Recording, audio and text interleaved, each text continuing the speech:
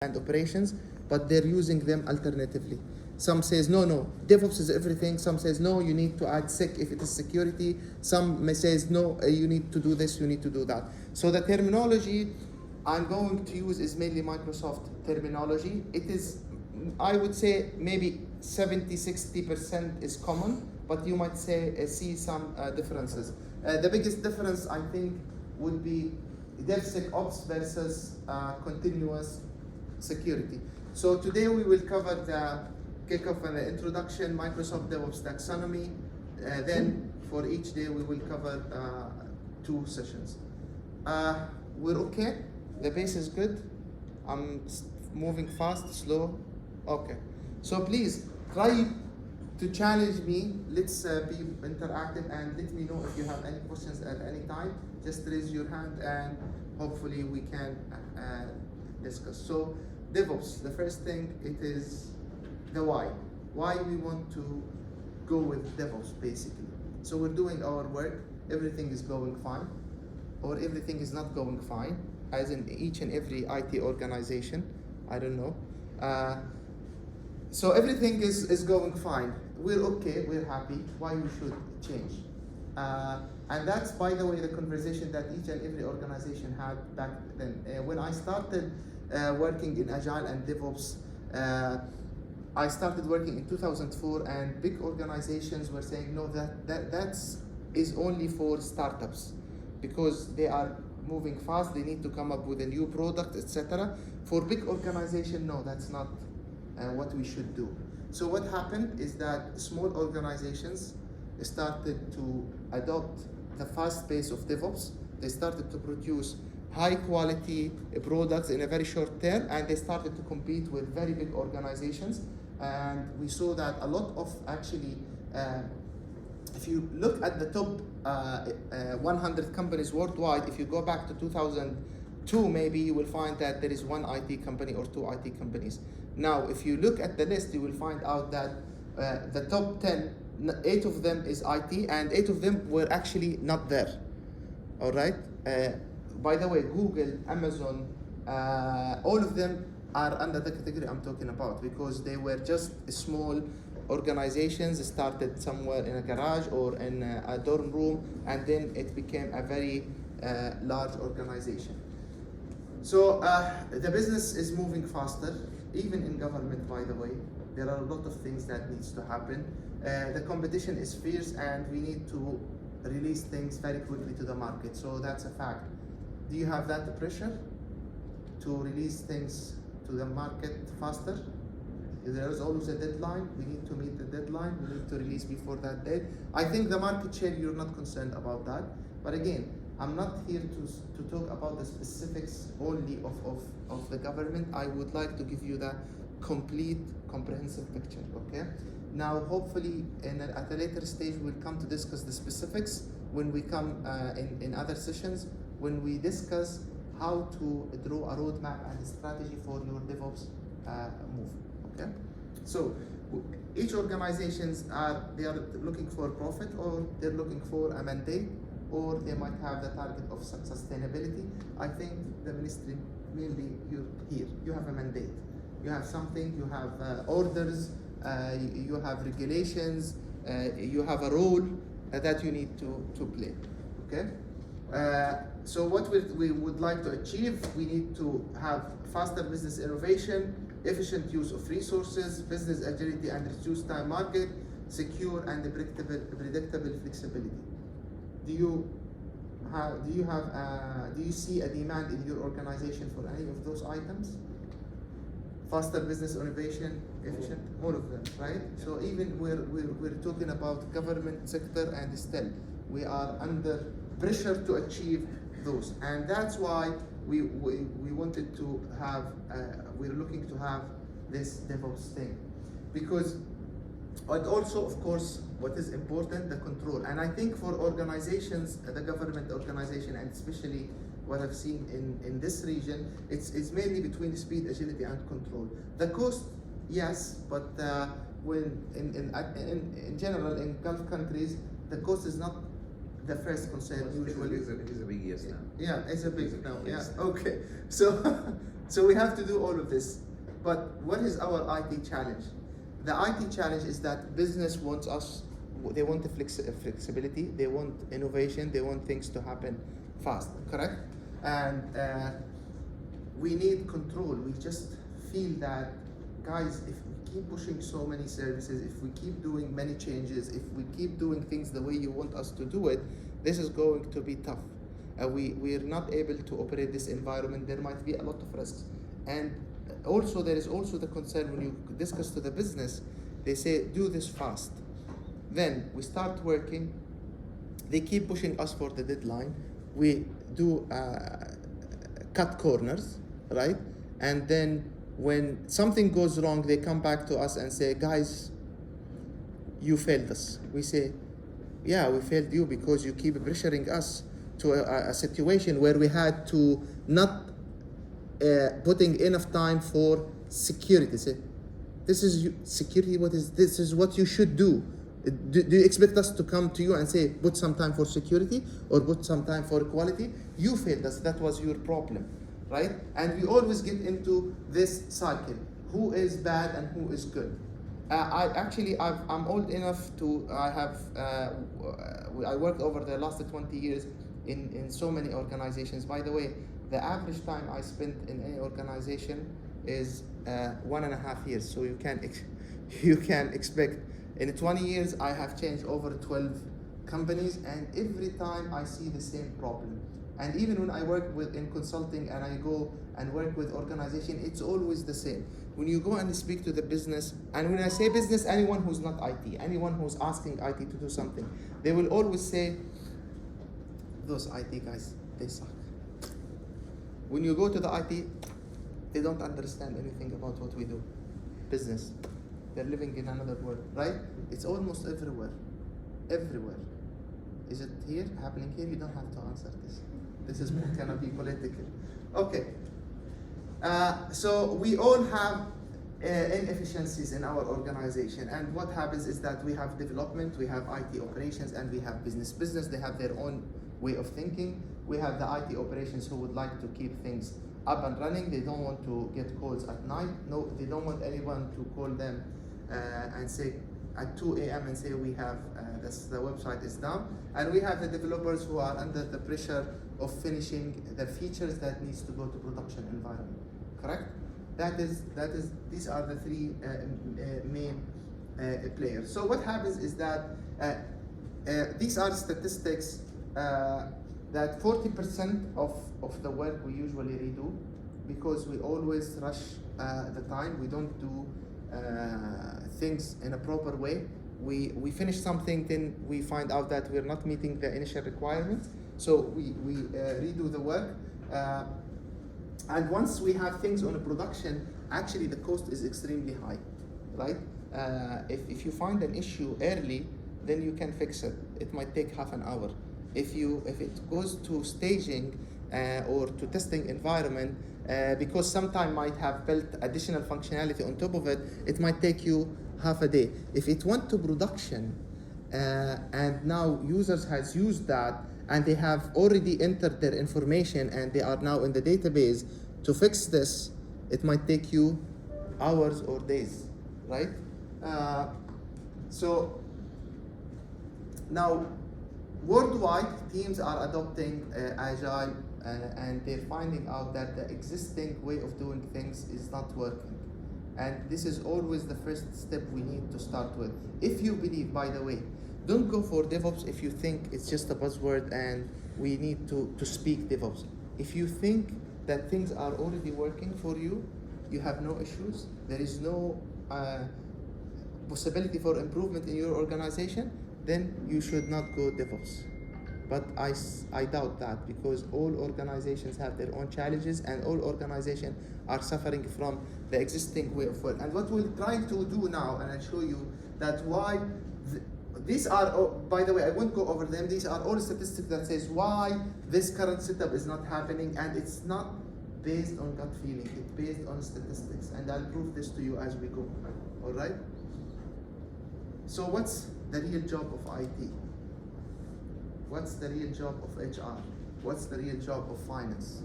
What's the real job of communication? Basically help the business achieve their goal. So we're not here because the ministry or the minister or they like IT people or they would love to have an IT team within.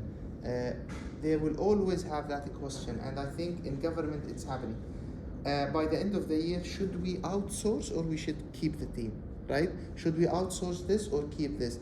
They always see that IT is a cost center, we're paying so much money there, let's find out how we can get this down, right? So whether we like it or not, IT is an enabler for the business. And if we don't do our job in the right way, we are under the risk of being replaced with someone who can do it in a better way. The same, by the way, applies for HR, for finance, for anyone. So they will always, not in the core business of any of the organization of the ministry. So if it is possible to take them out, they will, because they would like to focus on their own goal. Correct? Make sense? And that's, we need to realize this basically, that we need to be part of the business value delivery. We should not be reactive.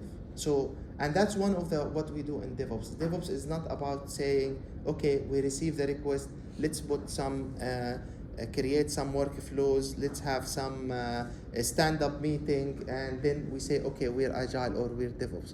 No, a big part of what we say in DevOps now, the IT needs to position themselves, and we see how we do this in the overall picture of delivering value to the organization, which means they might need to lead the innovation. They start thinking what should happen next, how the technology can help the ministry rather than just waiting for the ministry to tell them, do this, add this service, remove this service, add this page, remove that page. So we need to understand what is the business value so that we can contribute to that. All right, make sense? A lot of talking, but that's important, believe me. Do you find this interesting? Kind of? Okay. What do you see on the screen? Duck? Rabbit? This is the duck or rabbit? Actually, both. Right?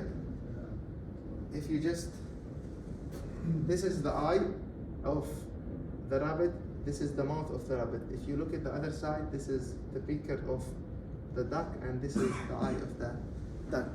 What does this mean? It means I'm not always right, you're not always right. We can see the same thing and we see it in two different ways. This conversation is very important, because if we're going to create value, I might see the value in a certain way, the business might see the value in a different way. So I'm not stupid, business are not stupid, okay? It's just that we see things in a different way, and we need to find a way to articulate this value in together as a team. And if we keep that silo of IT versus business, we're not doing DevOps. Again, the first point we agreed on, we're creating value. If we're creating value, we need to create the value together. Make sense? We all, by the way, this is how we have conflicts, basically. We have usually data. What's actually happened? What are the facts on the ground? But what happens is that you might select subset of this data. Another person might take just only subset of this data. Then he understands it in a different way. Then he adds his own assumptions, and he comes with his own belief. Based on the same data, you might come with another completely different belief, and that's where the conflict stays. This might look a bit like very far away of the IT conversation, DevOps. Where is the automation? We need to see something working. Believe me, if we don't fix this, regardless of whatever you do in the technology side, it will not achieve the final value, which is business. You can automate everything, but the final result is still, we're not happy. IT is not delivering the value. So this conversation we need to master. All right? So What is the superpower of IT? What we can do in IT?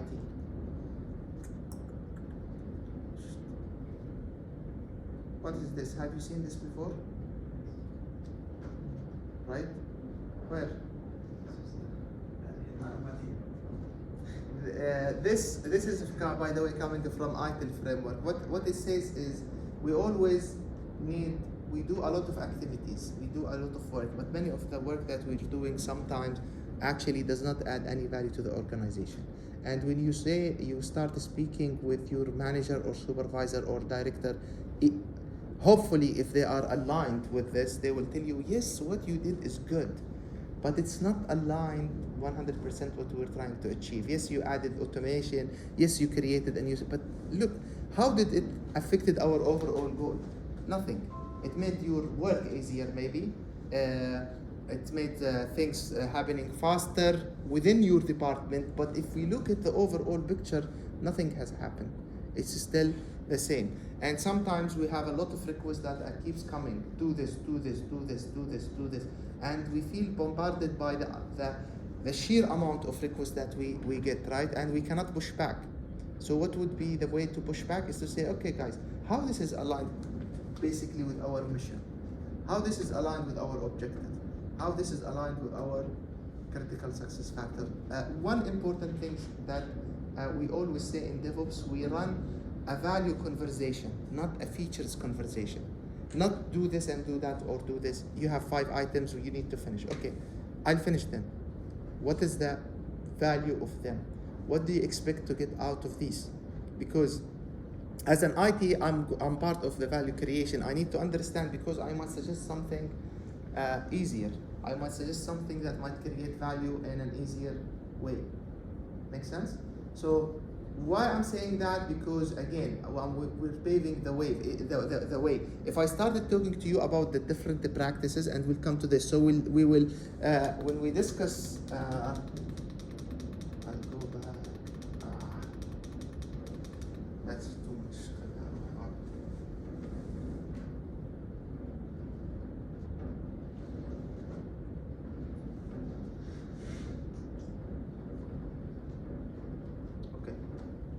If we go here, by the way, these are all practices, what we call practices. So here we will, how will I do UX design in DevOps?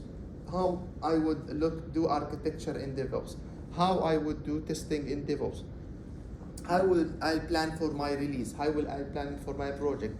How I will release to production? We'll come to discuss all of this. But if we don't get the mindset right, all of this might not make sense, or it might be just things that we do in an automatic way.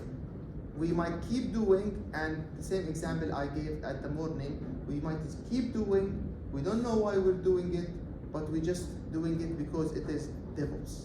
Okay? So there is nothing, this list, by the way, in 1 year it might change. And this might be version 3 that came out from Microsoft in the last 2 years. Why? Because the business is changing, the value we're trying to create is changing, then we need to adopt new practices, and we need to think in a different way to catch up. Make sense? So that's why everyone needs to be, don't think that this conversation, this is only for the head of department. This is, hopefully, soon you might be the head of the department, so you know what is that. If you're a head of the department, that's very good to know that this is the right conversation, even to run with your subordinates, with your team, to make sure that they are aligned and they're doing the required work from them. Make sense? Okay, so what we're trying to do is that we always need to work within this this cascade. If we are going to achieve anything, this needs to be attached. So the organization needs to have a vision, what we're trying to achieve. They have a mission, they have objectives. Maybe every year or every half a year they have objectives. Then there is a critical success factor, how they would say they have been succeeded. Then the KPIs might be on a team level. So when you are asked to do something, say, okay, how this is going to impact, how I'm going to measure that I succeeded in this, and how I'm going to make sure it is aligned with the vision. By the way, if any organization that does not have this setup, they're just shooting in the dark, and you will find always they are blaming each other. It's your mistake, it's your mistake, it's your mistake, you did that, you did, because nobody knows where we're heading, nobody knows what is the vision, and if the vision is there, it's just in someone's head. If he was shot someday, nobody knows what is that vision, if there was any vision in place. Okay? So now we are going to, one of the things also that we always touch on is the continuous improvement. And of course, if you don't have measurements, if you don't know how exactly you're doing, then you cannot optimize, okay? I want to lose weight, I don't know what my weight is. Then at the end of the month, I came on the scale and I stepped on the scale. How I would know if I have optimized anything or not? I can just celebrate that I lost weight while I have gained an additional 3 kilograms, but I don't know, because I don't know what was the initial weight. So the same applies. Many organizations, if I ask you, what is, now you want to improve your DevOps. What is your development practices. What is the percentage of failed deployments? You don't have to answer me. What is the percentage or the average number of bugs per release? Okay. What is the velocity of the development team? All of these things, if you don't know them, then you won't know that you have improved anything, right? So first thing is that you need to make sure you measure. So now we're going to get out of this training. We need to start having a conversation to see how we can do the DevOps. So the modern IT will come to the table. There is, by the way, a very nice book, if you read it, it's called A Seat on the Table. It's about like, the table is basically where VPs or chief executives, they get together, and this book says a seat on the table is about how an IT executive can get a seat there, because many organizations, by the way, you will find out that the board does not have anyone from IT. So you will find that the ministry board, the ministry board or the organization board have chief financial officer, chief operations officer, chief marketing officer, but there is no one representing the technology. They will make decisions, then they will give them the orders. This is changing. So we need to be part on this table. We would like to say, okay, we understand what is the value for the business. We understand how we can achieve this, and we are basically ready to work with you to deliver the value. Don't give us commands and say do this and do that. We need to understand what's happening. We're part of the decision making, and we'll find you the best solution. All right? Any questions? So how do we know what is our value? Okay, we have people, we have process, we have technology. Where does the value lies when technology work? Technology, get a new system, get the latest version of the latest security system ever, and let's see, it will catch up and find out all the problems we have. No, not necessarily. Yeah, it's in the three of them. But actually, technology is the lowest. It's mainly, so basically what a study that Microsoft did is about what is causing the downtime. What happens when something goes wrong and there is a critical situation and things goes down is 76% of the time is not about the technology.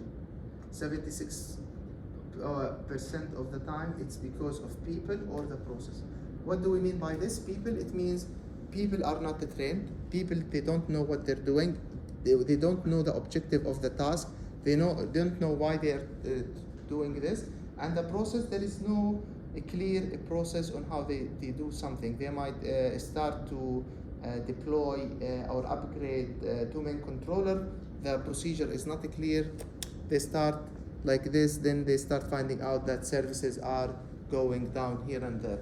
So 76% of the customer, what we call threat sets, are basically of people and the process. That's why we started with this conversation with you. I can open Azure DevOps and I can show you this is how you create a pipeline, this is how you integrate it with your internal development environment, this is how you check the security. But all of this, if people and the process are not set right, if people are not engaged, they're not educated, they don't know why exactly they're doing this, and they don't work on articulating the right process for them, the technology is not going to do any good work for you. All right? I think this is also the conversation we had.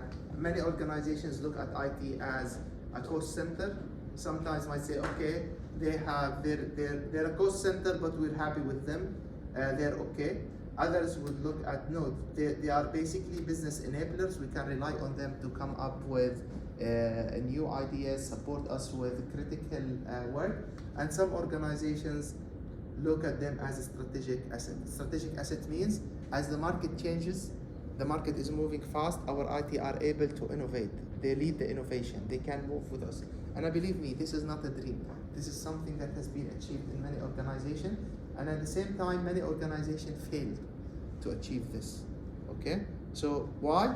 Again, it goes back to people and how they were involved in this. Okay? See, only 2% of organizations, they consider IT as, and this is, by the way, this is a survey that was done with CEOs worldwide, okay? So you can see that is actually pathetic for IT people. Less than 5% of CEOs thinks that IT is an actual enabler for them. And we believe that we are doing a great job, right? صح? Does this sound a great job? Kind of. All right. Any questions? So far so good? تمام؟ هاي باللبناني مش باللبناني.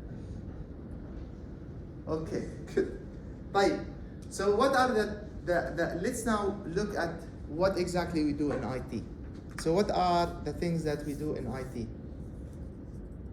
We do business projects, صح? We have a new version of حكومي. This is a business project. It came from business and we have to work on it, correct? What are other types of work that we might have? Daily operations, correct? So we have the daily operations. Requests, give this access, remove access, backup, patching, right? What else? Yeah, that falls under the operations or sometimes unplanned work.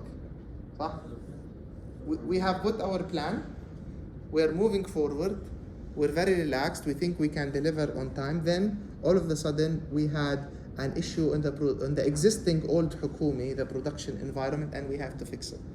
It took us 1 week or 2 days or 3 days to fix this. What happened to our original plan? Now you go back to the business people and say, by the way, we have to extend the deadline. Why? Because, we've been working on that bug. The bug that you have created, yeah. Now you want me to pay for that, right? صح? Habibi, this is your problem, you have to fix it. And you have to meet the deadline. And the initial deadline is actually pressured, which will introduce even more bugs. صح?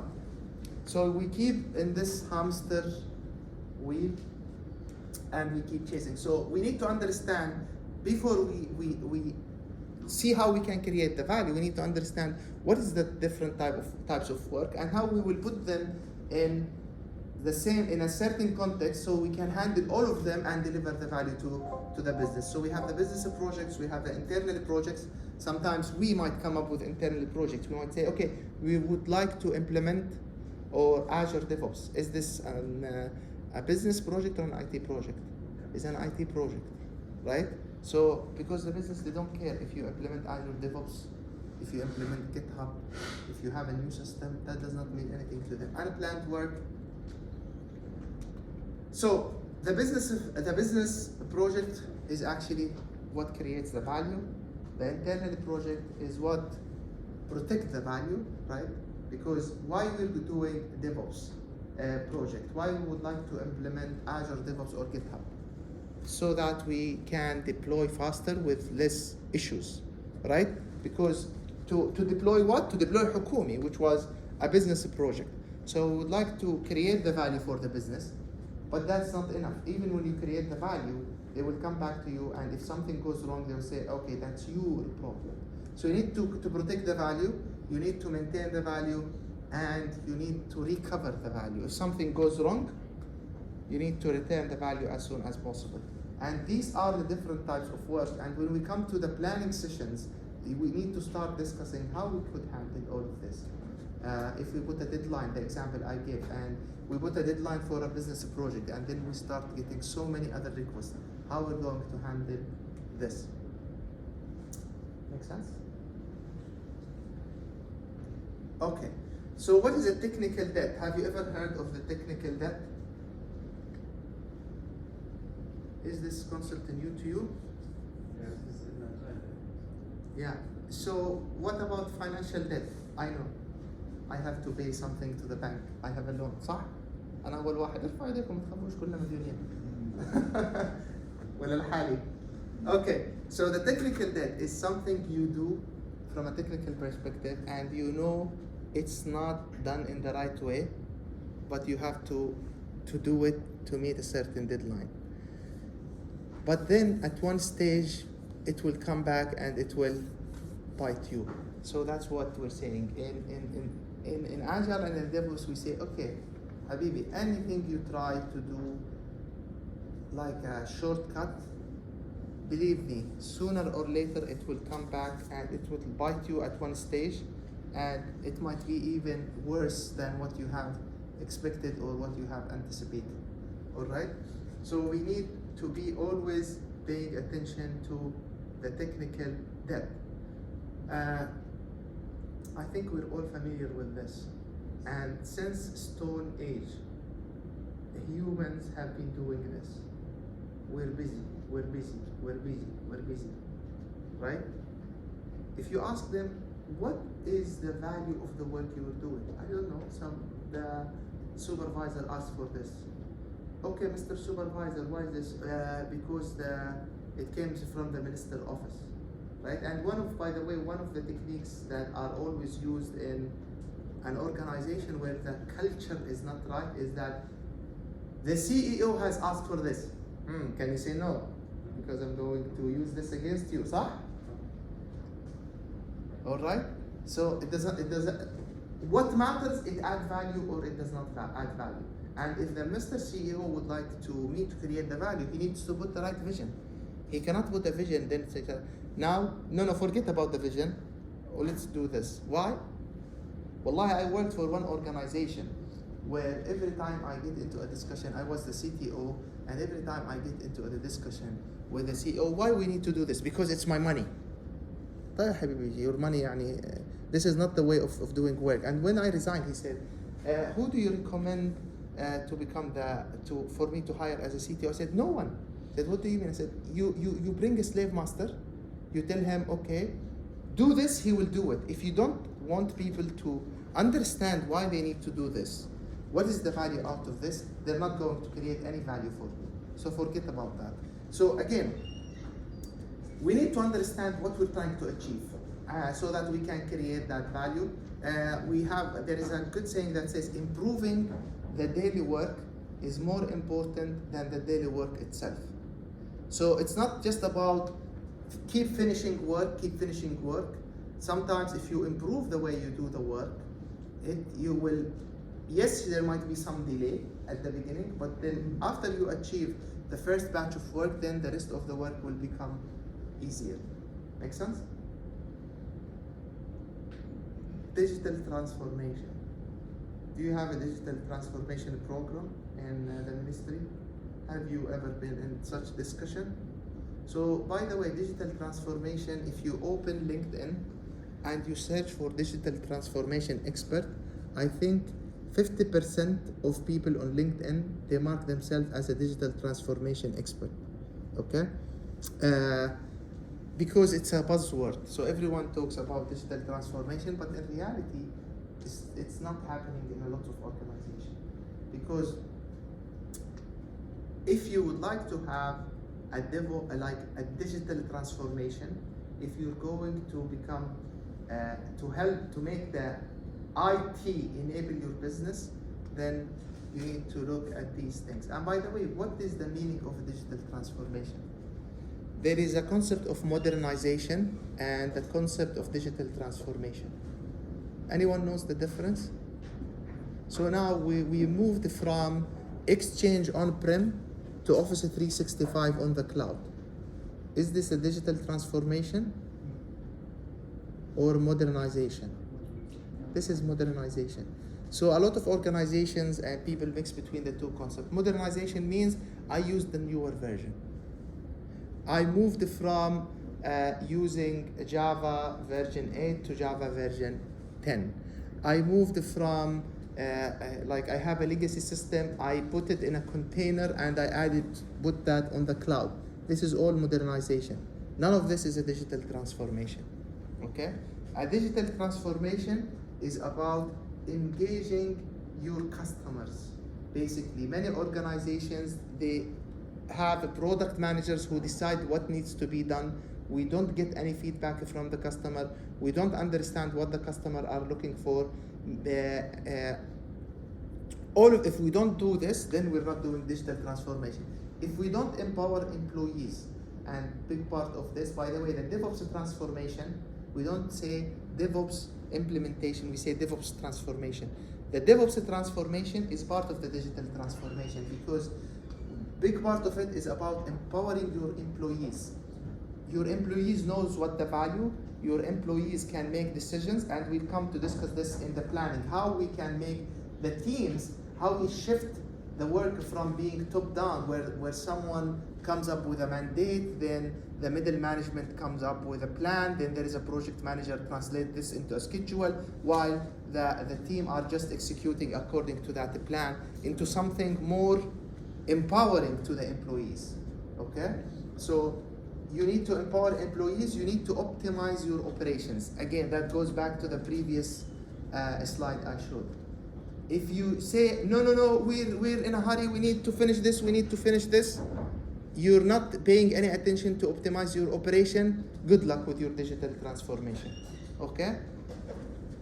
Transforming your product, because if you are empowering your employees, you're engaging your customers, then you're going to transform your products and come up with an innovative products as you go. If you don't do this, then you're not doing digital transformation, okay?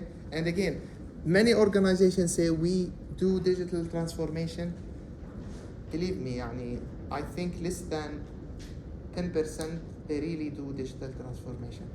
Not only here, but also outside. It's the same.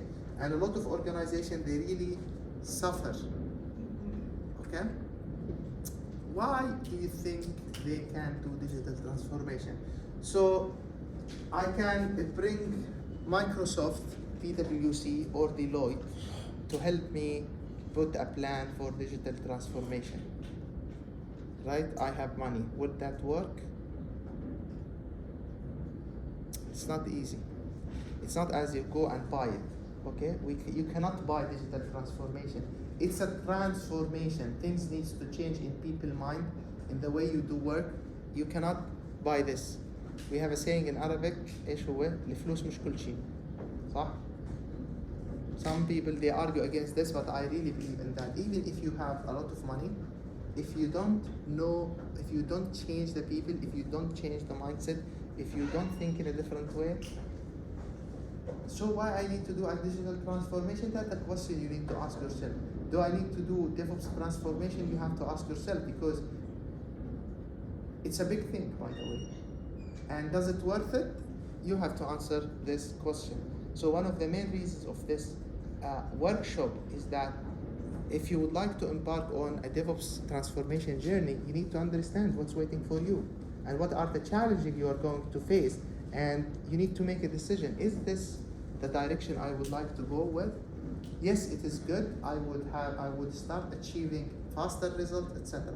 The other good thing about this, when we say transformation, and don't get me wrong, it's not that you will not get anything out of unless you do all of this and you finish all of this. No, you will start getting something, but at least you need to have the right mindset. Okay? Good. So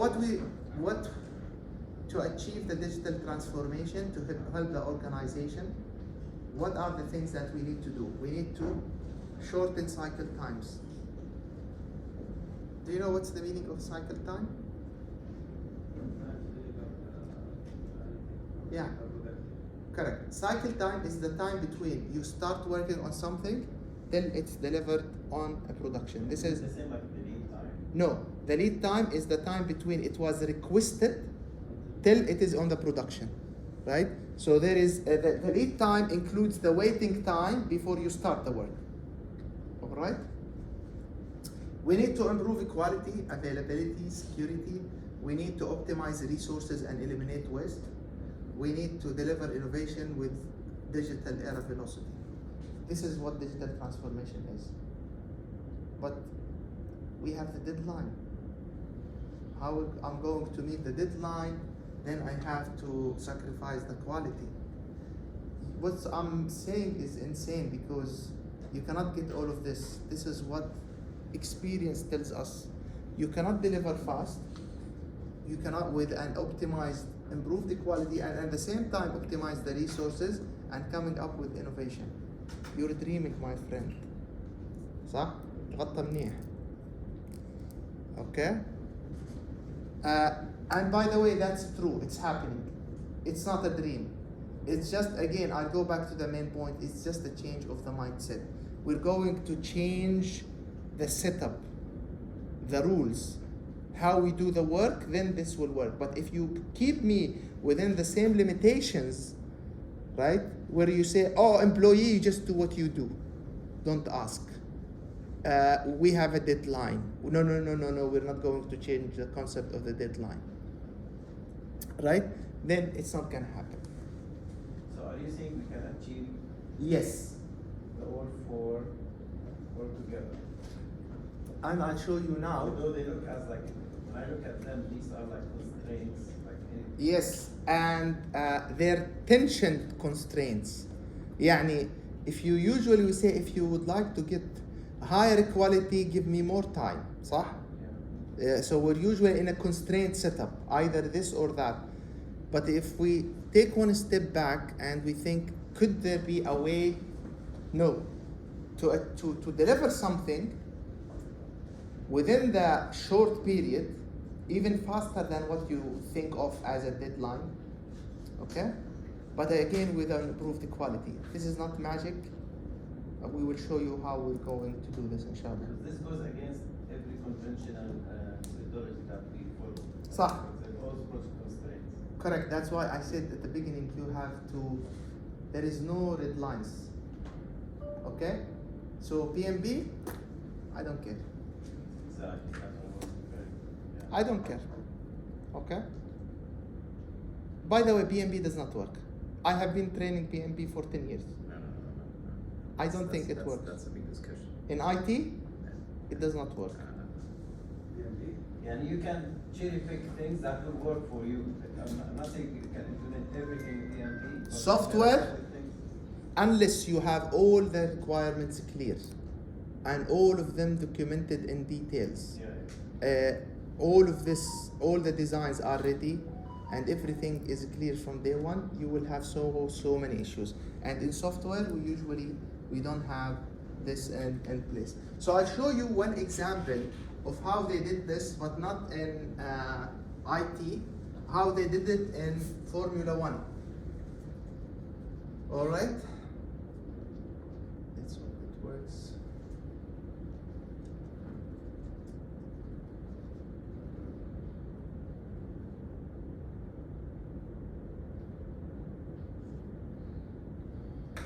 خليني افتح يوتيوب.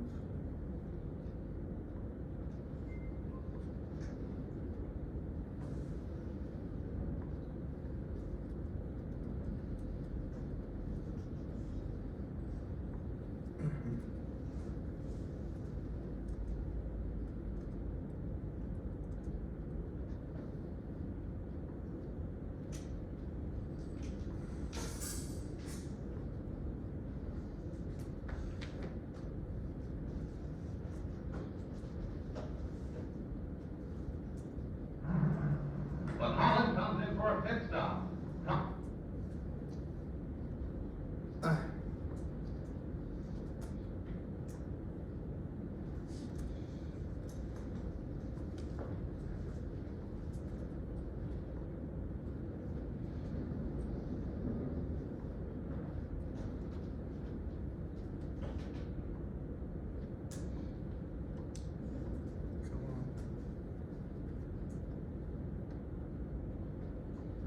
Time to refuel it.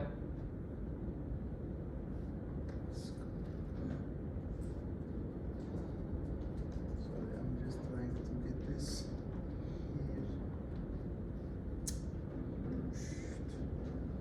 Fine.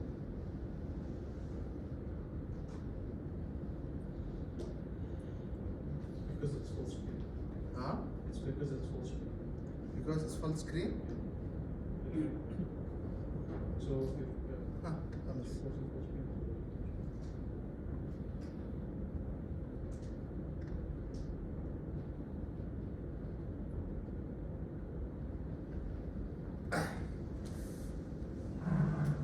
But Holland comes in for a pit stop. Time to refuel and change tires. Dewar himself changes the tires.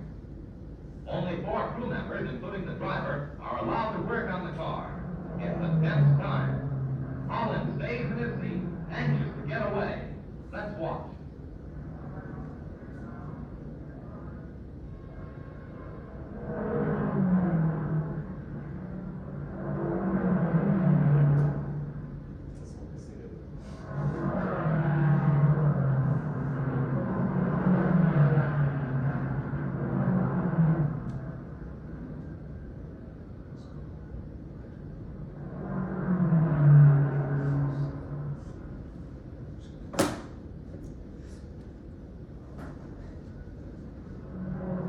خلص السباق هو بعد صف كيلومترات.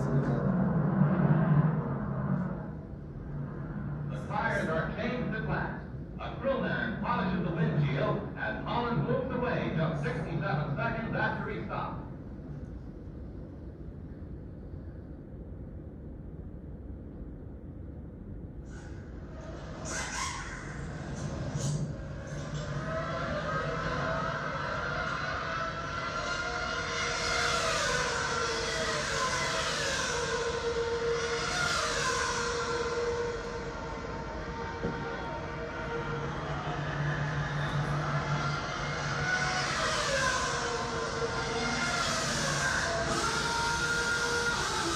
Wow.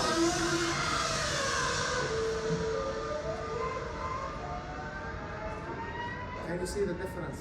Yeah, we still live in the 50s. Do you think these guys have dropped any quality? No. No, they improved quite a bit. So what changed? Instead of 1% working on the wheels, there's multiple people working on the wheels. Yeah, so that's the process, right? The process. Also, huh? It's a methodology, a way of thinking, and a set of techniques correct. designed to reduce your change over time. So it's people and the process and technology as well. So you saw the guy was using a hammer to take the wheel out. Now they're using thing, but also the process. In the first videos, did you see how many times they cleaned the windshield? Like 3 times or 4 times, and they keep changing people. So that's just to give you a feeling of guys, still, we can achieve quality in a shorter time, but we need to work on our people, process, and technology together. Also, the second one, there is, I think, 19 persons. First one is almost 6 or 7. The first one, you mean more people are there? Could be, but I did not notice that. And maybe that's the right thing. You should have more people in place. Correct. Okay, good. Any questions? So let's go to.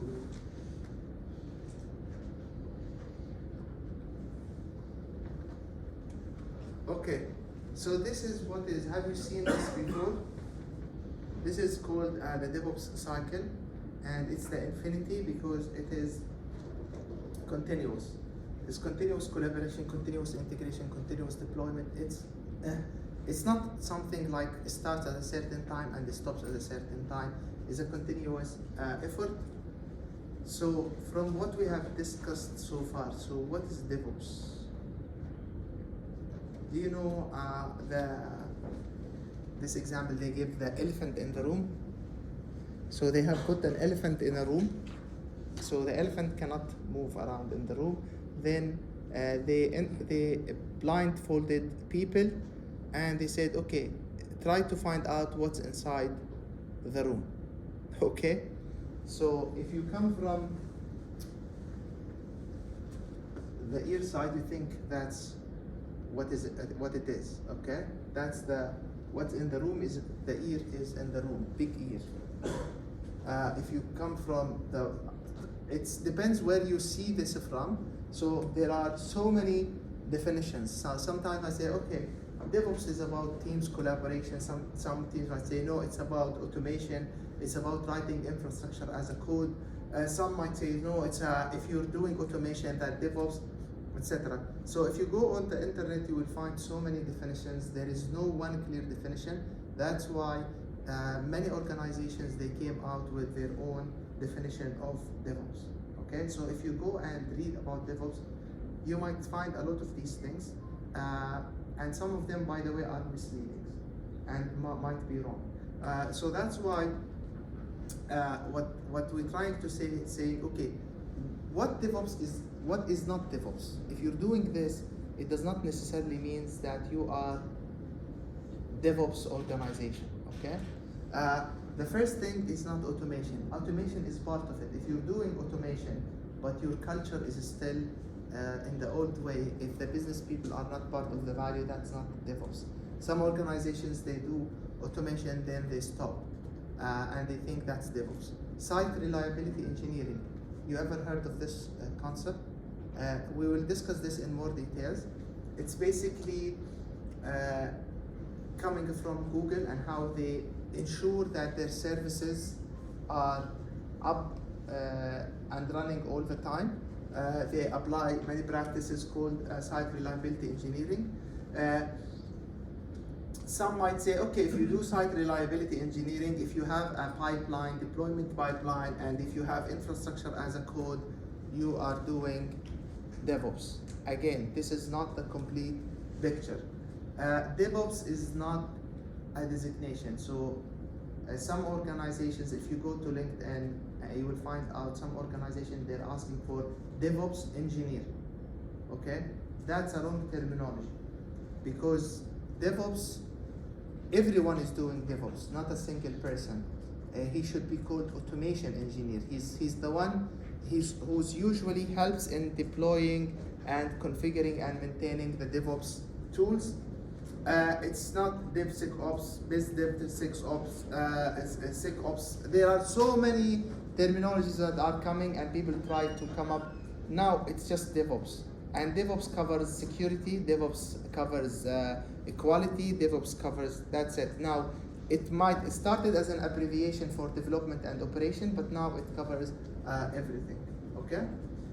So there is, at least within the community, the thought leaders in the community, they use this terminology, the calm. They say it's a culture. it's about automation, it's about lean, and we'll discuss the concept of lean in details because this is very important. We have lean management, we have lean products. All of these are core to what we do in DevOps. It's measurements. Even if you do automation, if you do infrastructure as a code, if you don't do measurements and you don't improve, then you're not doing DevOps. And it's about sharing and collaboration. All right? So this guy is called Gene Kim. He's one of the thought leaders in DevOps world. If you would like to read about DevOps, just books search for Gene Kim, and you will find a lot of books that he has written. The most interesting book is called The Phoenix Project. Have you ever heard of The Phoenix Project? So The Phoenix Project is a very nice book. It's a novel.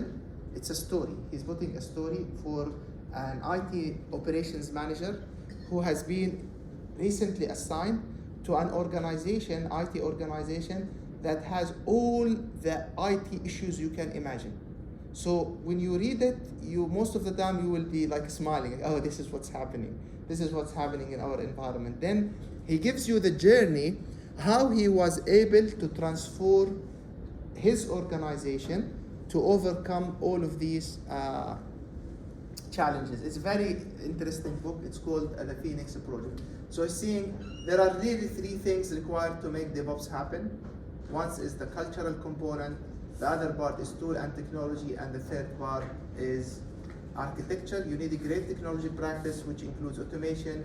You need a high trust culture, and it is architecture that enables you to get you there. In the next session today, we will cover these main pillars: the culture, the tools, and the architecture. Okay? This is just a quick history of DevOps. The idea started with a guy called Patrick Dubois. He's from Belgium. 2007, he was working on a DC migration project. It was a big failure, so he decided that this is not working.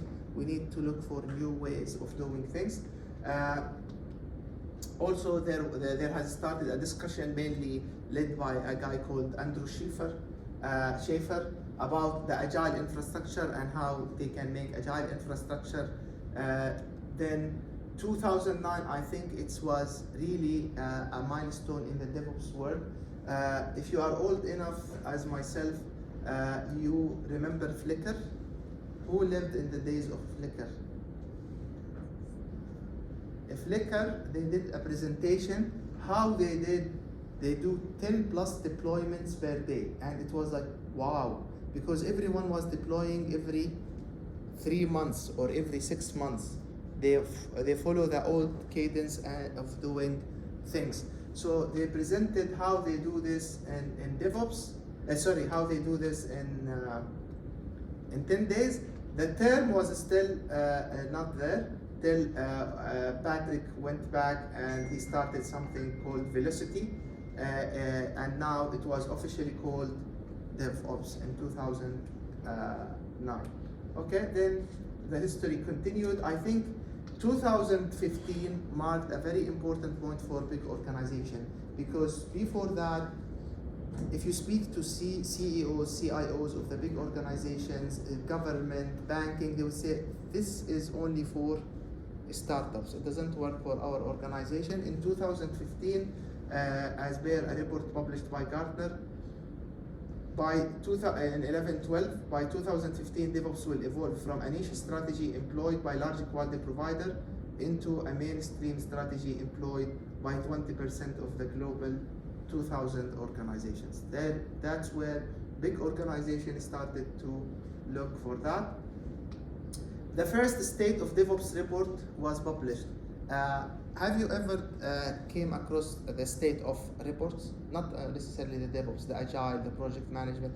There are a lot of, in the community, of project management, development, software. There are a lot of papers that they publish each year. It's called the state of. So the state of DevOps, basically, they do a study on what's happening in DevOps, how DevOps has helped organization. what was the most used techniques in DevOps last year, and this is by running surveys. So the first one was published for 2012, then the Phoenix Project 2013, the book I told you about was first published in 2013. Then they published the Devops Handbook 2014.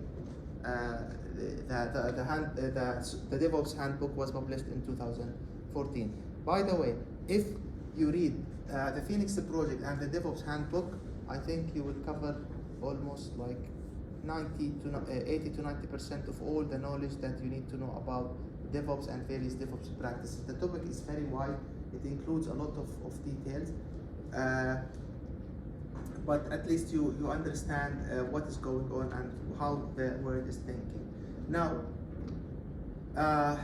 2015, I think the move has started big with organizations. By Microsoft also started that journey sometimes when Satya basically became the CEO of Microsoft. And by the way, DevOps was one of his first priorities, and we will show you this all as we go. Okay.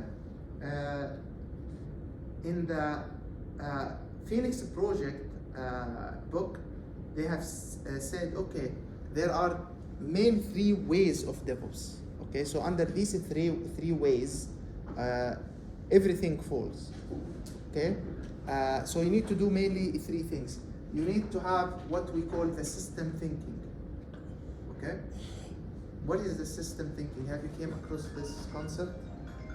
System thinking, we'll discuss it in more details later today. The concept of the system thinking is don't think about local optimizations, because you are part of a big chain that deliver values, okay? And the value starts from, we have requirements, then we develop them, or we put the architecture, then we develop them, then, right? We test them, then we audit them, then we deploy them. Now, if you are in development and if you came up with a new ways of writing code, enhancing the code, etc., but at the end of the day, the work you finish is stay stuck with a quality team because they don't have enough people. You're producing more work than what they can handle. What happens to the overall productivity? It will not be affected. It will be still the same, even if you do local optimizations. System thinking says, look, by the way, any system in the world has issues and there is a possibility for improvement. So don't expect at one stage, inshallah, when you go with your DevOps journey, you reach to a stage where you say, we cannot improve this anymore. And the system thinking is based on the fact that you need to look at the whole system, how it works from A to Z, and you identify the weakest point. You then improve only that weakest point. The overall system will improve. Then you will find another weak point that impact the overall flow of the work. So the system thinking is just to make sure that you get the work throughout the value stream as fast as possible. Okay. The second one is basically about the feedback loops, which means you need to not the way we do it with the waterfall, where we have the requirement gathering, then we have the architecture, then we have the development. The development should be able to provide their feedback to the architecture team, provide their feedback to the business analyst, and so that we know, we learn, and we adjust. And the final way is what we call, the third way is the experimentation. And this is based on the fact that whatever you do is you're experimenting. Nobody knows what's going to work and what's not gonna work. So we always start with a hypothesis, we implement the hypothesis, we measure what happens, and we fix it. And that mindset is very important, so that we know exactly that we are learning. We're in a continuous learning process. Any questions? Sounds good so far? Please go You just ahead. didn't go over the second point. Sorry? You can go over the second point. The second point. Which one? These. Yeah, And just okay. like go over it again. The feedback cycle? Yeah. Feedback loop means usually when we do things in a waterfall, we start with a requirement, then it goes back to the architecture team, then or design team, then it goes to development team, then it goes to quality control team, right? Then it gets deployed. Can a guy in a quality control team says, okay, this or in development, I don't like this feature, I think we should do it in a different way. In reality, this is rarely happening. In DevOps, this is part of what's happening. We're part of the creating the value, so we always need to get feedback from the team. And the faster we get the feedback, the better. That's why we call this, we have a concept in DevOps, it's called shift left. Try to make things as soon as possible. So if you're doing coding, then you need to do testing. We say shift left. And that goes to how they did it in the Formula One. طيب, do I really need to finish all the coding to start the testing? Some might say yes, you need to finish. Why? Because I need to check if things are working or not. What's the meaning of checking a half-baked code, right? Is there any way we can get feedback earlier? Why? Because if I finished my coding and I give it to you, you start testing. What happened with my time? Now I'm allocated on another task, صح? Now you find a bug, you send it back to me. I have to switch from the task I'm handling to fix the bug you have just. Is there any way I can find the bugs earlier, maybe even before I send it to him? And that's what we're trying to do with the feedback, okay? All right? For example, one of the techniques that are used is what is called pair programming. You ever heard of pair programming? Pair programming means for a single task, not one developer is working, two. One is called the driver, the other one is called navigator. So you're writing code, I'm just watching what you're writing. Say, why did you use this? You say, okay, because I need to connect to the database. No, but look, be careful. Here you have added the database connection string directly on the code. This is not a good practice. Oh, okay, thank you. Then the next day I will be the driver and you will be the navigator. This might be counterintuitive and we might say, okay, but this means that we have two people working on the same task. From the first glance, you're right, but what the statistics says, it's a higher quality and less bugs and more productivity. And by the way, this practice is coming from an Agile framework called extreme programming, okay? And extreme programming basically focuses mainly on high quality solutions. So extreme programming is used at NASA, for example, because they fly spaceships, and if you have a bug, it might be a big issue, so they use extreme programming. Other concepts we might do, test-driven development. We write the test before we write the code. And so that as I write my code, it will keep telling me if I finished all the test cases or I did not. Once I finish the test cases, it means my code has already automatically passed the testing. So that's the second way. Okay? Please go ahead. Now it will be for the methodology for the brain. Now some company will move for Agile. The trend it will be within 5 years, it will be moved to Agile or DevOps.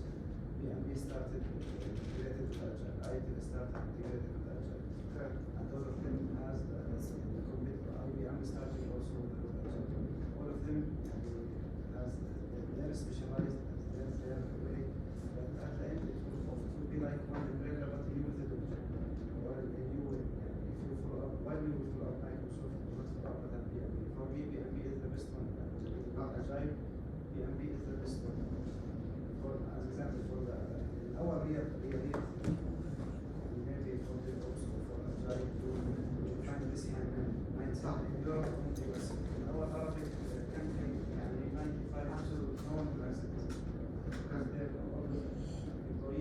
has restricted rule and we have to follow this rule. Correct. We have looked before, I worked in past before. Yeah.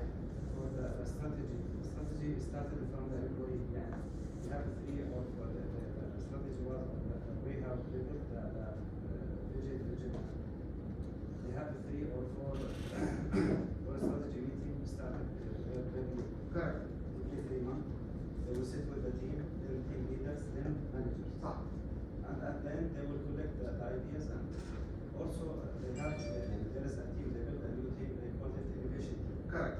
This is a continuous sit with all the company.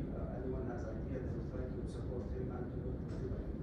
And their success criteria or the success factor, if they find 3 or 4 initiatives, they give this is will be their. Good. Another, this is will be one. Yeah, I get it. This is okay. Right. That's a very good question, and that's why actually I decided to do this sessions before we get into any tools of Microsoft. So far, I did not mention anything that is specific to Microsoft. I just said I will use Microsoft terminology, right? So this is number one. The second thing, so I will not discuss Microsoft DevOps. I will discuss DevOps in general, then I will tell you how we do it in Microsoft because I know how we do it. Now, could you do it in a different way? The answer is yes. So we're doing a 3 weeks sprint. And now even within Microsoft, they're shifting this into 2 weeks sprint. And maybe after 1 year, we shift into completely no sprints. But how we make the decisions? Because we know that. We know what exactly we're trying to achieve. So I'm not going to, I wanted to highlight what is behind, what is the thought process behind all of this DevOps before getting into the specific of practices on how we do it inside Microsoft. And again, if you try to do it in a different way, I rather not stick to Microsoft way or IBM way or PMP or PMI way. Why? Because what happens usually when you stick to a certain framework is that you try to make everything fits into the framework. So I've seen some project managers, for example, when they're trying to follow PMP practices, they care more about creating the report over the project success, right? Because the process says I need to generate a daily report. So I just need to generate the daily report. I don't care much about how the work is going. So here what we're trying is to set the mindset, how we should think about it. Then when I highlight in Microsoft practices, this is how we do it. When you do it, you might do it in a different way, but at least you know why you're doing it. And you know how you should do it, and you know what value it introduced to your organizations. Sometimes, in some of the practices, you actually don't need. If you're doing some of the work, or all your projects are internal projects, then some practices are mainly for internet access and for large volume of users. Like, for example, one of the practices is called chaos engineering, okay? You don't need to do chaos engineering. I will discuss this in some details, but this is just one example. So now, if you know what is this, if you know what is DevOps, then if I came to you and say, by the way, we should do DevOps this way, say, look, Habibi, I know that DevOps is not Microsoft. I know it's the elephant in the room and everyone is coming up with his own term. I know DevOps is to add value. I know DevOps is about empowering people. I know it's the calm. Like it's a culture, it's a lean, it's learning, it's measurement, it's sharing. If you do this, you deliver value, then you're doing DevOps. Make sense? Okay? And again, when I go, even when I say the practices, I will discuss them from an abstract level. Then I will tell you, okay, by the way, in Microsoft tool, Azure DevOps or GitHub, this is how we do it. But you don't have to stick with this. Okay? And again, if you decided to go with no one, if anyone comes to you and say, this is DevOps framework, tell him, thank you, I'm not interested. Because I need to do it my way, because it's a learning process. I need to go throughout my own journey and do it. Right? Okay. So why we need to do DevOps? We need to have better alignment between business, IT, and the development team. We have to solve this delivery paradox. What is the delivery paradox? It's what we have been discussing. I would like to do things faster, but without sacrificing the quality. So how I'm going to do this? Okay? Waterfall does not work. Does it work? At least from my humble experience in software, it does not work. We need to make sure that we build the right things. Do you think you're building the right thing or you're building the wrong thing? I have a question. You don't have to answer me. How many features you have at Hukumi? Do you know which features are used, which one are not used? Do you know which are the most used services? Do you enhance services that you're not sure if actually anyone is using? There might be no one using a service and you are improving that service. And the business says this is very important because someone think it's very important. Okay? صح?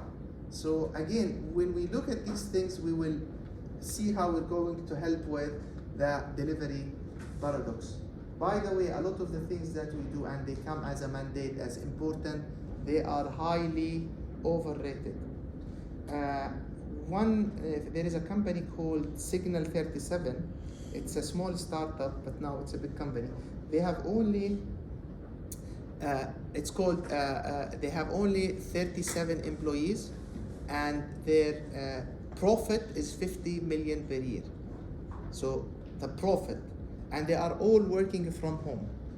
And they have a very nice work called Rework. If you had the time, go over it. It's a complete mind changer. They say, before we add features, we don't think about adding features as much as we think about removing features. Okay? Because if you go to a menu and it has 15 options, and you have a new feature that you think is going to be a hit, it's a big thing, and you add it to the bottom of the list, what will happen? People are not going to use it. They're saying, what is the best place to hide a dead body? Do you know? What is the best place to hide a dead body? Second page of Google search. Okay? So if you come up with a very nice new feature, but it's not clear to people where is that and how they use it, so there will be a lot of waste, a lot of things that no one is using. And that's how we need to think about it. So quickly, what is the alignment of business? So we need to deliver continuous value, all right?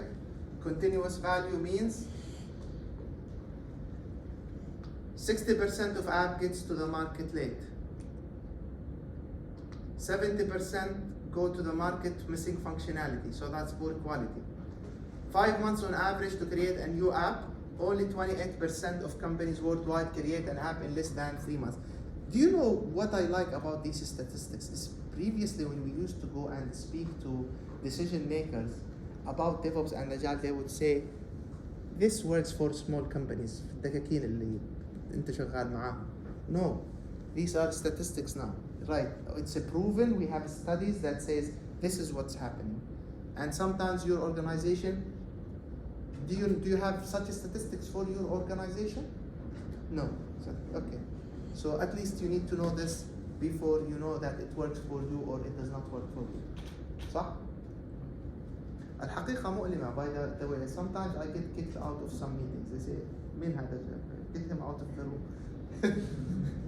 But it happens. Sometimes you have to shake some facts so that you can improve what you're trying to do. So we need to work on the people side. The first thing about people is that people always behave according to their reward system. Tell me that I need to punch in, punch out, so that I don't get any deduction from my salary. I'll be the best man in doing this. I'll punch in and I'll punch out on time, but I will only work for 3 hours watching movies, drinking coffee. Try to block the movies, no worries. I will download them at home and I will bring them on a flash memory. Prevent the flash memories, I will put them on a Dropbox. And by the way, any system in the world, if people would like at one stage to fool it, there is no system that is bulletproof, that no one can fool it, okay? So what you need to do is, if you would like to work with people, you need to reward them according to the way you want them to behave, all right? So what usually happens in a traditional development? In a traditional development, you say, Mr. Developer, you have a deadline, you have to finish it. If you don't finish on time, we'll see you in the yearly evaluation. Okay, so now I have 2 days left, I have 2 features left, I have to finish on time. What I'm going to do, I will really make sure that everything is going to be good, or I will just make sure to finish the work in a way that it looks complete. Then it goes to quality team. In this case, I can claim that I have finished on time, but then it goes to quality team. Then the quality team will find bugs that I know the bugs are there. They send it back and say like, okay, I finished on time, but now I have to fix the bugs, right? And my manager, you can't come to me and say you did not finish your work, because I did finish my work. Then the quality control, they need to find the highest number of bugs. That's how we measure them. Then they come up with scenarios that I clicked on this button 300 million times, then in this button 400 times, then I jumped on the table, it crashed. You have to fix this. Why I have to fix this? Whose insane person is going to click 800 million times, right? And again, we keep going back and forth, back and forth, back and forth. And everyone, the QA says, we finished, we find our bugs. The developer said, we finished on time, correct? And what happens after that is that operations team usually are just sitting behind a wall. They don't know what's happening actually with this new solution, what's going on. Then all of a sudden, we call this the wall of confusion. Okay, we're done, Habibi. We're going to enjoy our vacation. We finished the development. Now operate this solution that is going to break every 5 minutes, right? And then it's the operations team, they live in hell. They are trying to fix systems that they don't know what's in there. And we keep coming to them, say, the site is down, you have to fix it. They will say, that's because it's full of bugs from the development team. No, it's your responsibility to find out what's going wrong. So? Question. Yeah. Talking about deadlines, how do Devops actually prevent this scenario you just talked about from happening? Yeah, We so still have deadlines. Correct, and we'll discuss this in the planning. Tomorrow morning, I think the first session would be about the planning, and we'll discuss how we do this, all right? And because it's a long story, but I'm just trying to shake the mindset to say we can do this. Usually when someone asks about the deadline, I say, it's already dead, okay? So I don't care about it, it's already, it's a deadline, so it's dead, no worries. So what happens now, operations start suffering, and we know that this is the disaster we keep facing in many organizations. Do you have such a scenario? It happens? Say it, كله. It happens everywhere, every time, okay? It's all about transferring the ability from one to another. Exactly, so it's about how you reward people. You reward the development to finish the time on time. I will finish on time. No worries. So, attitude, behavior, and culture. These are the 3 things that you need to work on people with. Behavior, I think we've discussed this. Now, the second thing, the delivery paradox. How DevOps is going to help us with this delivery paradox. We need to have speed, we need to have innovation. Business says we need to produce services faster, okay? I remember sometimes we were using trying to come up with a feature, and we have been spent 2 or 3 months in the development. Then all of a sudden, another government entity, they say, we're using one of their APIs, They would say, we're changing our API. Everything is gonna change. We're going to move from using the old SOAP protocols to REST APIs. And we have been working on this for 2-3 months now. We're about to launch, and they have changed the way they want to do things. So we need to have a higher speed, we need to innovate. But on the other side, this is what the business wants. And the business won't tell you we need a reliable system, by the way. We need a secure system, because that's imperative. This is what we need to do, صح? And at the same time, we have to have reliability. And this is how we will see how we will do this in DevOps. And believe me, it is doable. It's not something that we cannot do. So this is the waterfall system. I think I've discussed this. What's the time, by the way? I'm very. Oh, okay. So the waterfall does not work. Having requirement, design, implementation, verification, maintenance, the way we do it in current IT project is not working. Who thinks it works?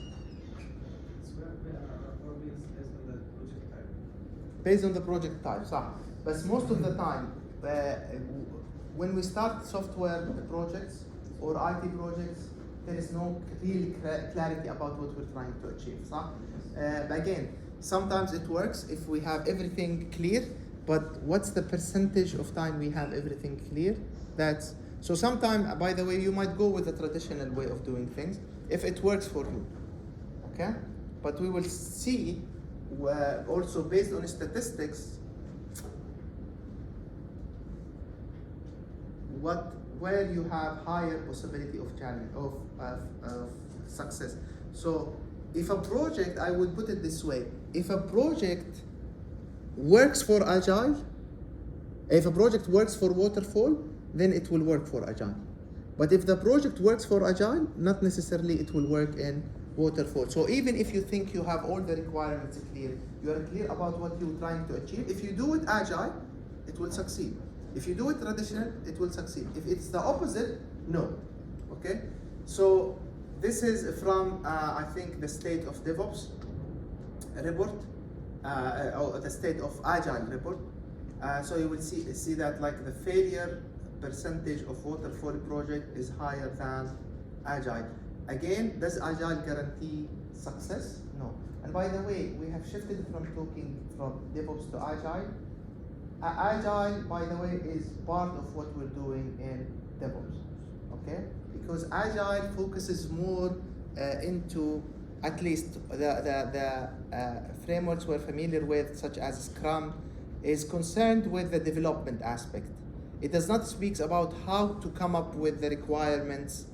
It will just say, okay, we have sprints, we produce, how we deploy, how we maintain the production environment. This goes beyond Agile, and this is governed in DevOps, okay?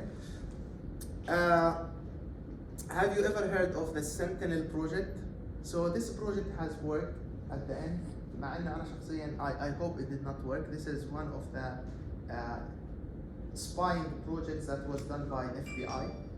So they started in 2001. So what's happening here is in 2001, after 9/11, they started the Project Sentinel, 400 million plus 78 million additional funding, 300-person team for requirements, waterfall style. What is this project, by the way? After 9/11, different security agency in the United States, they found out that there were some indications from some agencies that an attack might happen. But because their systems were not connected, it got lost. Nobody paid attention to this, and it stayed with one agency. Other agency did not know that there might be an attack. And when we say agencies, you know, there is FBI, there is CIA, there is the Home Security. They have so many security agencies. So they decided to integrate all the systems together, and they started 2001. This is the budget that they did. 2005, it was cancelled.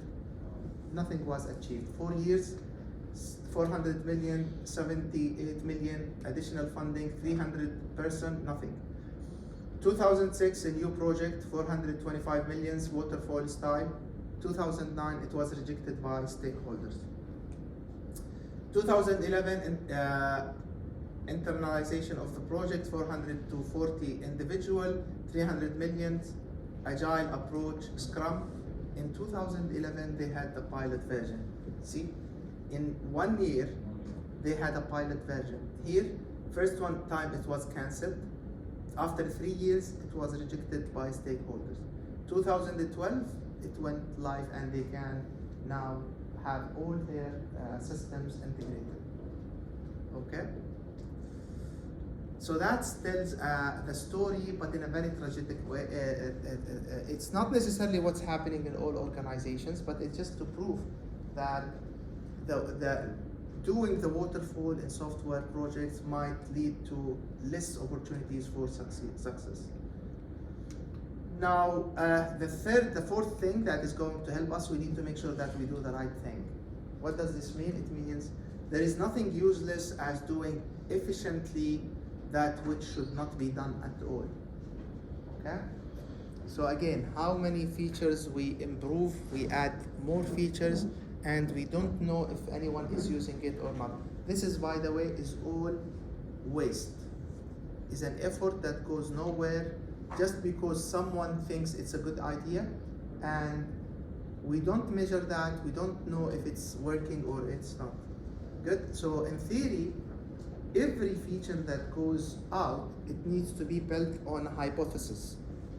We discussed this in the later session today, which means like, this is what I think is gonna work for this reason, and this is how to measure it was succeeded, and these are the metrics I would like to measure. How many users comes, what is the time they spend on this feature, how many transactions they have completed. If this is happening, then it's successful. If it's not, then you have two options, either to take it out or to pivot, to see how to do this in a different way. All right? Well, one more question. Please go ahead. Okay. We just talked about like enhancing features that no one using or small number of people are using this feature, right? Correct. Don't we have like data analysts like to do a switch in the DevOps? Do we include data analysis to look for enhancing any feature? Yeah, correct. And that's one of the things that we will do in DevOps. When we discuss about how you do planning, how you do improvement, that's one of the things that we need to do. It should, but now the question, should we have a data analyst to do this or not? That's another discussion, okay? But to answer your question, it depends. Sometimes you might need that, sometimes you might not need a dedicated person, okay? Usually we use the data analyst not to look at how the behavior of the feature, but more into finding out opportunity based on users' interaction and how they are using the various services. So this is a report. Also shows 50% of features available in softwares hardly ever used. 30% infrequently used. 20% are actually what get used. So which means like in any software on average, 50% of the features that are there is a wasted effort. So we have been chasing the deadline to finish tasks and features that no one ended using. Okay? And that takes me to the last way of doing it. What we do in the traditional way is that we have the features, right? Or the scope. Then usually from the scope, we calculate the cost, we calculate the time, right? And sometimes actually the time is also imposed on us. We say, do this in this time and this cost. In this case, what happens? We sacrifice quality. And anyone thinks that if its quality is not sacrificed, he's lying to himself. So, how many times I did something I know it's gonna break and it's not gonna work, but I have to meet the deadline? Many times. So what is the new way of doing things? So this is of course what we have showed. The new way of doing things is quality is a red line. We don't touch quality. We don't accumulate technical debt. Okay, anything we do, we need to do it technically in an excellent way. But what we will what's happening? Sorry. So what is the thing that you think we can sacrifice here? Features. Why? Because we know 50% of the features are not gonna be used. Okay? And in the planning section, we will discuss how we need to think about this. So now we know we can meet the deadline without sacrificing the quality, but which features we're going to deliver? We're not going to deliver everything. يعني not everything. Not everything. لأنه 50% of what you're telling me to do, nobody's going to use. Okay? So tell me which 50% are the most important one, and I'll guarantee I'll deliver to you. The remaining, I will keep this so that if I face any issues, I won't sacrifice the quality. I will still use that time to deliver the 50% for you, but they will, when I deliver them to you, they will be with a very high quality. Okay? I think incremental, I will skip this and this. Incremental and iterative development. Again, one of the main things that we always need to keep in mind, we should not build big things. And that's essential to what we've discussed in lean products. We build something small, then we build on top of this. Don't build a complete module that nobody will end up using. This is even worse than building a single feature. Product. We'll discuss this today in the later session. Okay? We'll discuss the lean management. Good. So what you need to do is that you need to have a shared goal for the team. We as a team working on a certain solution, we all share the same goal. If the site goes down, it's the responsibility of operations, development, quality assurance, and everyone. If we succeeded, it's the success of everyone. It's not the success of the product owner or the business person. So we develop, we deliver, and we operate.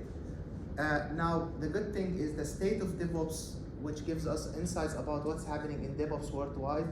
It says, elite performers, organizations who adopted DevOps properly, they are now deliver 208 times more frequently code deployment. What does this mean? It does not mean that they finish, they used to finish a module in 3 months and deploy it after 3 months, now they're finishing it in 2 days. No, it means in 2 days they have something to deploy. Then they have another thing to deploy, okay? Do you know Microsoft now, how many deployments to production environment happens across Microsoft tools every single day? Can you guess a number? 1,000? How many deployments? 84,000 deployment. So we push code to production environment 84,000 times each day. Okay? And most of the time we don't break anything, right? That's because we adopted Agile. Just to production and they go live? That's a good question. Some of them they go live, some of them they don't go live, and we will discuss this. Because one of the things in DevOps we focus on is that we separate between deployment and release. There is two concepts. Previously, if you deploy, it means it's released. Now, no, we don't do this anymore. But in continuous integration, we will highlight why it is extremely important that the delta between a production and development should be the minimum. Okay? Good. 7 times lower, faster in fixing issues, 2,000 times faster to deliver. I won't get into the details, but you know, it says really it works. And if your management comes to you and say why we need to do DevOps, see, مش أنا اللي بحكي، الإنجليزي اللي بيحكوا الأجانب. Okay? All right? This is what they're saying. These are what the report says. And this is not from one organization to organization. This is called the state of DevOps. They survey hundreds and thousands of companies, and they find out, guys, by the way, sometimes when I switch to Arabic, I don't add any additional value. I'm just saying something that very hard to translate. But there is most of the time no value out of that. A joke or something. So apologies for that. So this is also gives us innovation. So I think now we know that DevOps and Agile is not magic. So the question was how you would cut the deadline while saying that we need to keep the quality. We have answered this briefly and more to come in the future. So what is the new word and old word? Previously, we need to focus on the planning. The project manager will come, he puts the schedule on the screen. How much you finished? 50%? You should finish 60%. Even he don't know what 60% is, and you don't know what 50% is. No, you are late. Why? Because you're 75%. It should be 89% as per the schedule. What does 89% means, right? It does not mean anything. Now, we need to plan, but in a different way. A plan where we focus on delivering, okay? Previously we need to compete. The quality team would say, we found 100 bugs for those idiots in development. Now, no, we're not competing, we're collaborating. We used to have static hierarchies. We have fluid and flexible teams. We'll discuss this as part of the culture. We look at individual productivity. Now we look at the collective value creation. Who creates the value? If we used to look at the efficiency of the process, now we look at the efficiency of the outcomes. Previously, we built our life on assumptions, no data. In DevOps, it's experiment, learn through data, and respond. If this is where we are, and this is where we want to be. If you are already here, then I can pack my things and leave. You're here, guys, or here, standing somewhere in the middle? I can stay for the rest of the week with you? Okay, good. So these are what we will discuss is basically these items. So finally, I think we're over time. We have 2 minutes. So what is Microsoft definition for DevOps? DevOps is a union of people, process, and tools in order to deliver continuous value to customers. Okay?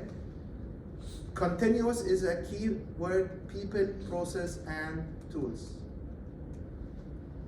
This is the DevOps taxonomy. These are the numbers that how much, see, it's actually 85, not 84,000 deployment per day. We have 110K active users working on the various tools, development, product managers, security.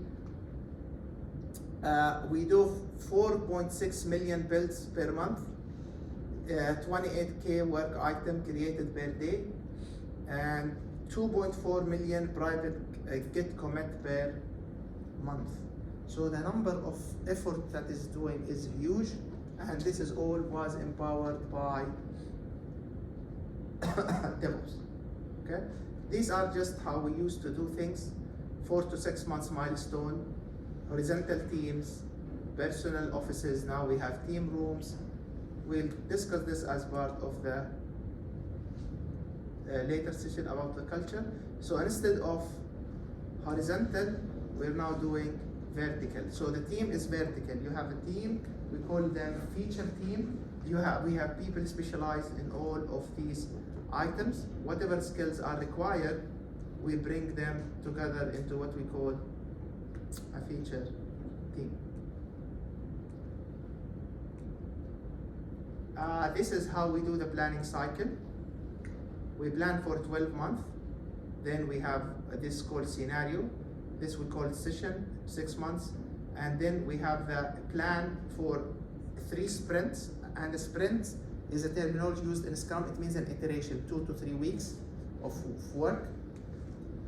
And we have the sprint, which is usually 3 weeks. This is done by leadership team, and this is done by the teams are responsible of the details, and how this is one of the ways how we engage people, employees. Because in the traditional scenario, it will come from top management to project manager. They put the plan and everyone executes. Now it's not working this way. These are all, I think, what we have changed is that we measure engagement of customers, we measure the acquisition of a new customer, the usage of the feature, the time to build, the time to do the test, the time to deploy, the time to learn a new thing, and we don't measure if we meet our initial deadline. We don't measure what is the total number of hours developers has worked, how many line of codes they have written, what is the team capacity. By the way, sometimes, and I've seen this team capacity, some managers are just obsessed by the fact to keep people busy, even if they do useless work. We don't measure this anymore. Team burn down, team velocity, and the number of bugs that were found. Number of bugs is not a good indication of the team performance. All right. What are the main tools that support DevOps? At Microsoft, we have GitHub and we have Agile DevOps. I will keep referring to them when we discuss anything related to technology, but there are also many other tools that we use. Are you familiar with this? Yeah, of course. Then you are old enough to know. Yeah. So tell the younger generation, what does this mean? Huh? No, and the next. Next episode. صحيح. This is Japanese, means نلتقي, see you next episode or for another episode. If you are old enough as myself, when this shows on the screen, you say, we have to wait for another session, and I'm sorry to tell you, you have to wait for the next session in 2 hours. Thank you. You have any questions? Any questions? Was this interesting, boring, good, bad? Microsoft, which methodology of Agile? Scrum. We're using Scrum, 3 weeks sprint. But now they're changing this. And it's pure software? No, it's software, hardware, everything. Because now we're doing DevOps, and DevOps means it's not about developing the software, that's the agile part. We have the deployment happens at the end of the sprint. So once the next sprint starts, the deployment of the work has already been done, deployed for the current existing sprint. Okay? Thank you. Okay guys, we'll reconvene at 1 p.m.